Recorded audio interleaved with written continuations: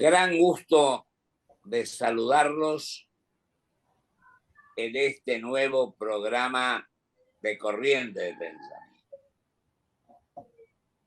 Y debo manifestar mi gran satisfacción de que nuevamente participe en este programa un hombre que es doctor y doctor en Derecho, catedrático de Derecho Constitucional en la UBA, autor de 32 libros y 250 artículos en la materia, conferencista, internacional, que es el doctor Pablo Luis Mal. Él es un hombre que ha impresionado gratísimamente en los lugares en que pudo expresarse y manifestar sus opiniones con una profunda claridad en distintos lugares del mundo. Y esto nos llena de satisfacción de que tengamos la suerte y que tengamos además el enorme placer de que participe hoy nuevamente en nuestro programa. El doctor Pablo Luis, que es un hombre que produjo una magnífica impresión la vez anterior, cuando hablamos de distintas cuestiones. Y además hemos hablado al pasar de cómo podemos hoy mencionar lo que ocurre con la Constitución Nacional en estos santos años que han transcurrido desde que se sancionó la nueva ley allá 30 años atrás. Por eso quiero agradecerle a mi querido amigo y decirle que para nosotros es un gusto y un honor su gran poder de mencionar y de señalar las cuestiones que ocurren, lo que pasa con una y otra de las razones que hemos abordado y dejarlo a él en el uso de la palabra para que con toda libertad y con toda tranquilidad y sobre todo con precisión mencione claramente cómo estás viendo la cosa en este momento muy especial del país, donde algunos creen que las cosas están muy bien, donde de un momento se dice una cosa y al rato se modifica y se dice otra, donde no somos certeros y tampoco claros y categóricos en las cuestiones que sostenemos. Así que, mi querido doctor, a tu disposición y en libertad para que te exprese con la mayor claridad que creas conveniente. Bueno, buenas noches a todos los oyentes. Muchas gracias, doctor Romero Feris, por esta invitación. Y me parece un lindo enfoque este de hacer una especie de repaso de cómo está la vigencia de nuestra Constitución Nacional en estos días. Es muy bueno analizar esto porque hace pocos meses se cumplieron 40 años de la recuperación de la democracia, de esa gesta que tanto nos costó a todos los argentinos. Y este mes, agosto, se cumplen 30 años de la reforma constitucional de 1994. Entonces son tiempos propicios para analizar el estado actual de la vigencia de la Constitución en la Argentina. Me voy a permitir hacer algún listado de temas para después ir desarrollándolos. Yo centraría mi análisis en los siguientes. Primero, la vigencia del famoso DNU, que ya lo vamos a analizar. Segundo, los problemas que hay con el derecho a la salud de los habitantes. Tercero, los problemas que hay con el derecho a la educación, especialmente universitaria, de nuestros jóvenes.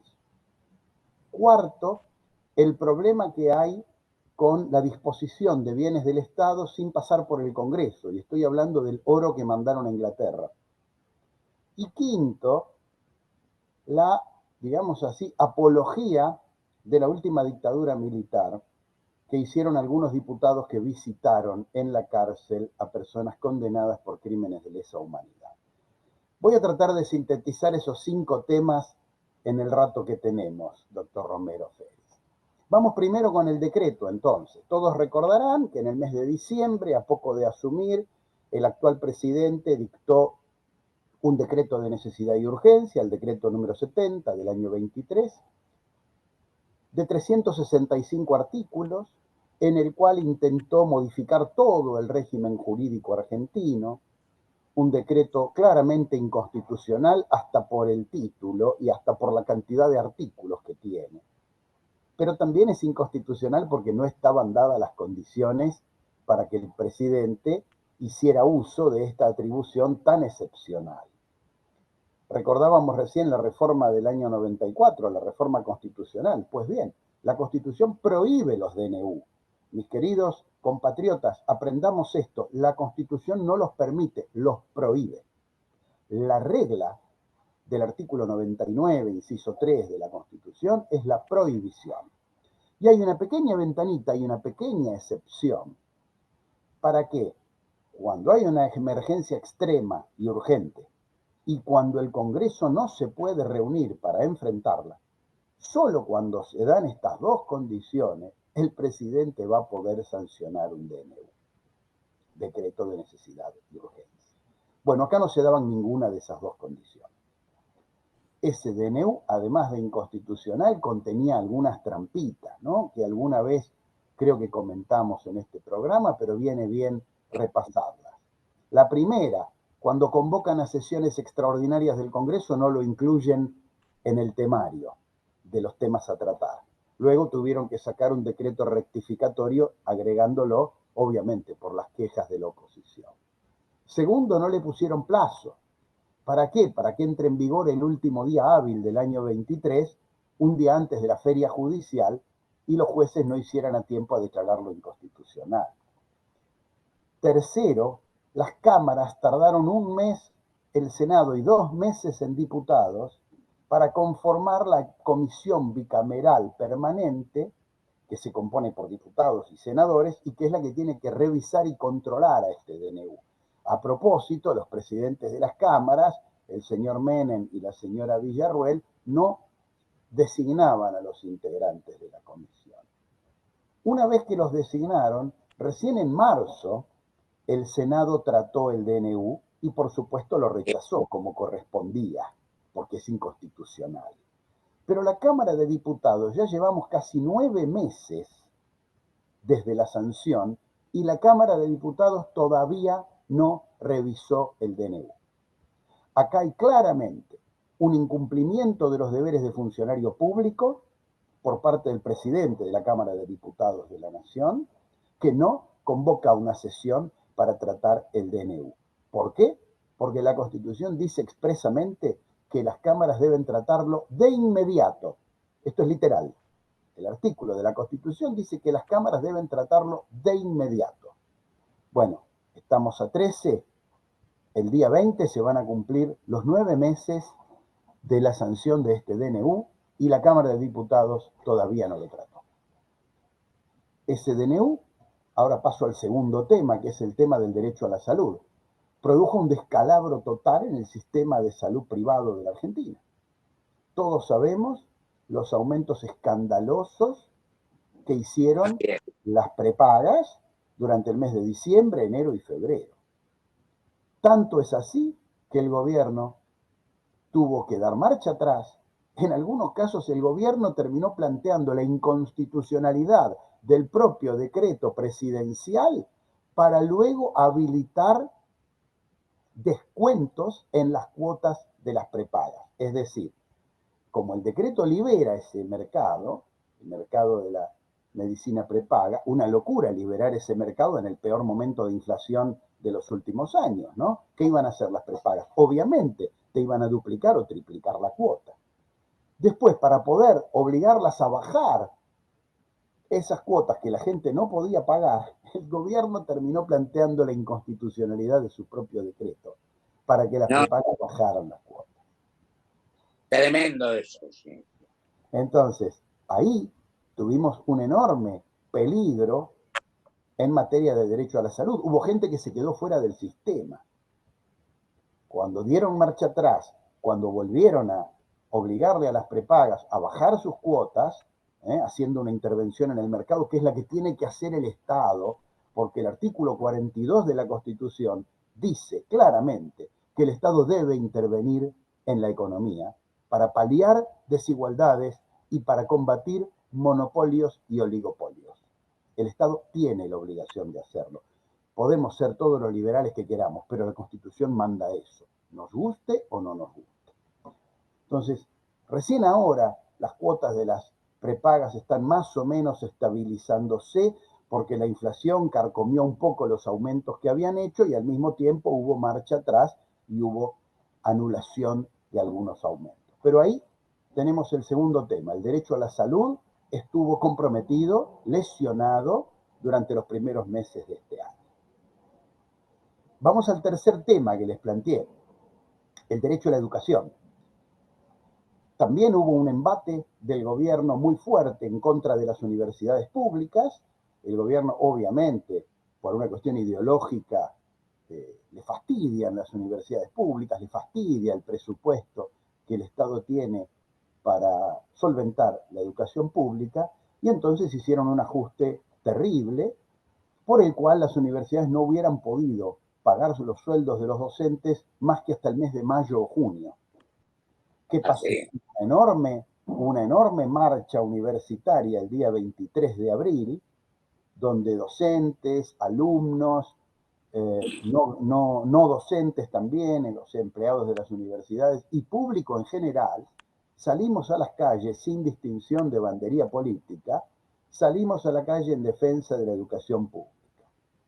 Gracias a eso, gracias a la enorme repercusión, porque cientos de miles de personas marchamos en defensa de la educación pública, gracias a eso el gobierno dio marcha atrás y subió de alguna manera en cómodas cuotas y en cuentagotas el presupuesto educativo para el año en curso.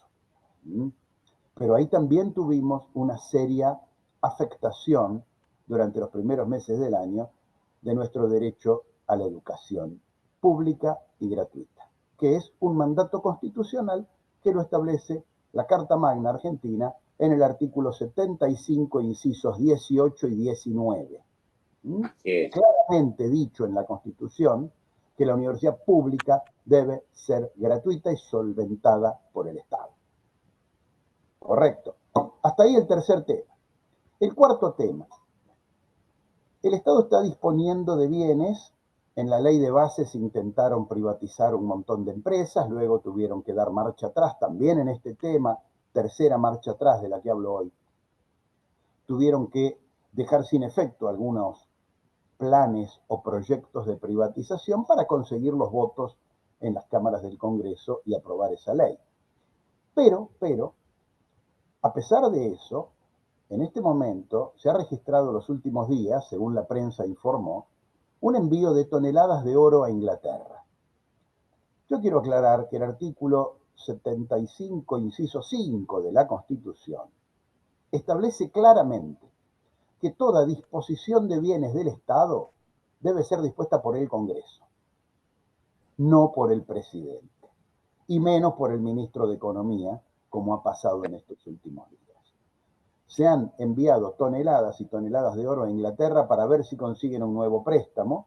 Esa parte a mí no me importa, yo soy constitucionalista, no economista ni político, pero el hecho es que han dispuesto de bienes del Estado sin pasar por el Congreso. Ese oro es patrimonio nacional. No lo pueden mandar a otro país, ni siquiera en carácter de depósito en garantía, si no hay una ley del Congreso que así lo disponga.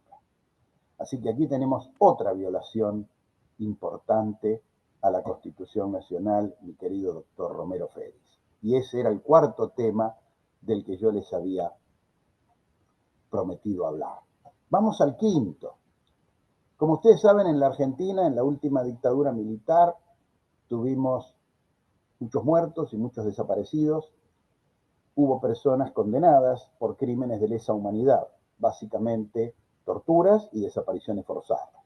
Esas personas hoy están presas. Muchos de ellos siguen presos. Lamentablemente, se registró hace un par de semanas una visita de algunos diputados del partido oficialista a la cárcel a visitar a estos personajes. A ver, el mundo entero ha condenado este tipo de delitos. Los tribunales de Nuremberg en la década del 40, la Corte Interamericana de Derechos Humanos desde la década del 90 en adelante. Permanentemente toda la comunidad internacional condena los crímenes de lesa humanidad como desaparición forzada y tortura. Que ciertos diputados nacionales hayan visitado a estos personajes en la cárcel implica claramente una apología, implica un apoyo a personas que han cometido delitos de los más graves. La Cámara de Diputados no hizo nada. La Cámara de Diputados tiene facultades por los artículos 66 y 68 de la Constitución, tiene facultades para sancionar a sus miembros, suspender y hasta excluir. Querido, vos también mencionabas una actitud de diputados y en senadores. Sí, los que fueron a visitar a los condenados por crímenes de lesa humanidad, hasta donde se sabe, son diputados. Las cámaras deberían haber utilizado sus facultades disciplinarias respecto de sus diputados, que muchas veces en su historia las ha utilizado. Incluso hay diputados que fueron expulsados de la Cámara por temas mucho más leves que este, en distintos momentos de la historia argentina y en distintas coyunturas políticas, porque esto es una atribución de la Cámara de depurarse a sí misma, ¿no es cierto? Y sancionar a quienes no respetan el decoro y la investidura de la Cámara. Así que ahí tenemos otro problema grave por parte de algunos diputados oficialistas que no ha sido objeto de ninguna sanción. Y si tenemos tiempo todavía hay un tema más, don Pocho. ¿Tengo 5 minutos? No, nos quedan 3 minutos. Bueno, lo sintetizo. Como ustedes saben, en la ley de bases había decenas de capítulos, porque en la primera versión tenía más de 660 artículos esa ley. Pero había un capítulo, que era el capítulo impositivo, tributario, que no fue tratado por el Senado y que la Cámara de Diputados lo dio por aprobado. Esto es gravísimo. Es gravísimo para la democracia, es gravísimo para el sistema constitucional. Las leyes tienen que pasar por las dos cámaras. Entonces, ¿qué trampa hicieron? Bueno, inventaron esto de la ley ómnibus, donde hay decenas de capítulos, centenares de artículos, y dijeron, no, porque en realidad el Senado la aprobó pero parcialmente, entonces como diputados había sido la Cámara de origen, luego cuando vuelve a diputados nosotros podemos insistir con el proyecto, un alambique jurídico, un invento, una falacia. Pero el problema de esto, mis queridos televidentes, el problema de esto es que en ese capítulo está nada menos que el impuesto a la ganancia a los trabajadores. Claro. El impuesto a las ganancias a los trabajadores ya en sí mismo es un contrasentido. Llamar ganancia al salario es una atrocidad que viola el artículo 14 bis de la Constitución. Es una atrocidad. Pero encima, volver a imponer el impuesto a las ganancias que lo habían abolido en el mes de septiembre del año pasado, con el voto como diputado nacional del actual presidente de la Nación, con el voto favorable lo habían abolido, ahora lo volvieron a implantar, pero con una ley nula, de nulidad absoluta e insanable, porque no pasó por el Senado. Entonces, a partir de este mes, cientos de miles de trabajadores argentinos, algunos apenas cubren la canasta básica y ya están pagando impuesto a las ganancias, porque ojo, la canasta básica está casi en 1,5 millones y el impuesto a las ganancias se aplica desde 1,5 millones y un poquito más. O sea, hay gente que apenas cubre la canasta básica, pero ya tiene que pagar impuesto a las ganancias, a través de una ley que violó el sistema constitucional para la sanción de las leyes. Entonces, para cerrar, mi querido colega, el panorama es desolador. Vivimos tiempos en el año 2024 en los cuales, en vez de estar festejando los 30 años de la reforma constitucional, tenemos que estar lamentando muchas violaciones y muy graves a nuestra Constitución Nacional. Así es, totalmente de acuerdo. Y nos queda 1 minuto, mi querido amigo. Simplemente hacer votos para que haya muchos programas como el suyo que revelen estas cosas, que informen a la ciudadanía, que la gente sepa que hay una Constitución, que hay una Constitución que nos protege, que hay una Constitución que limita a los poderes del Estado y que no tenemos que permitir como ciudadanos violaciones a la Constitución Nacional. Porque a la larga nos puede parecer que no, pero a la larga toda violación a la Constitución Nacional va a repercutir sobre nuestros derechos como seres humanos. Muchas gracias, doctor Romero Feris. Cuando dice una cosa y hace otra totalmente distinta. Eso es un fraude electoral, ¿no es cierto? Es defraudar a la ciudadanía. ¿Sí? Así es. Mi querido doctor, te agradezco enormemente tus expresiones, tus manifestaciones y sobre todo la enorme claridad con que has expuesto estas cuestiones que son gravísimas cuando violan de esta manera la Constitución, y en este repaso que se hizo desde el comienzo queda muy, muy en claro que no cumplimos con las cosas que manifestamos y que sostenemos aparentemente. Y esto es sumamente grave y peligroso. Yo te agradezco enormemente tus manifestaciones, tus expresiones y la claridad con que te has expresado en un tema de enorme trascendencia negativa, puesto en esto, que sin duda alguna nos preocupa a todos. En lugar de mejorar, hemos decrecido enormemente. Te agradezco muchísimo. Seguiremos conversando y hablando de esto, a ver si podemos superar estos inconvenientes tan graves que tenemos en este momento. Gracias a usted por la invitación y por este espacio. Un abrazo. Un abrazo grande y muchas gracias. Vamos a un corte y vuelvo con mis conclusiones.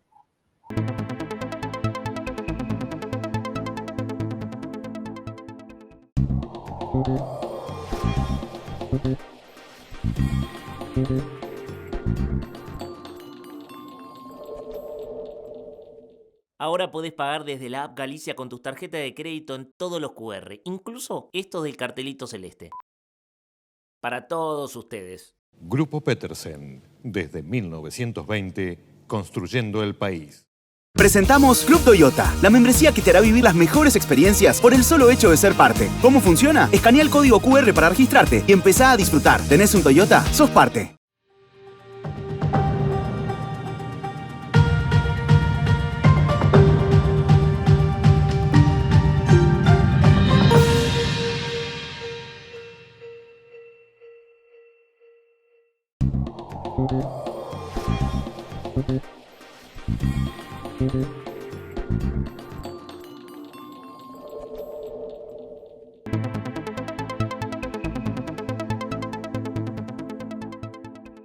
La verdad es que en los pocos segundos que nos quedan, debo manifestar mi satisfacción por la claridad, por la sinceridad y por la valentía y el acierto con el que se expresara el doctor Pablo Luis Manning.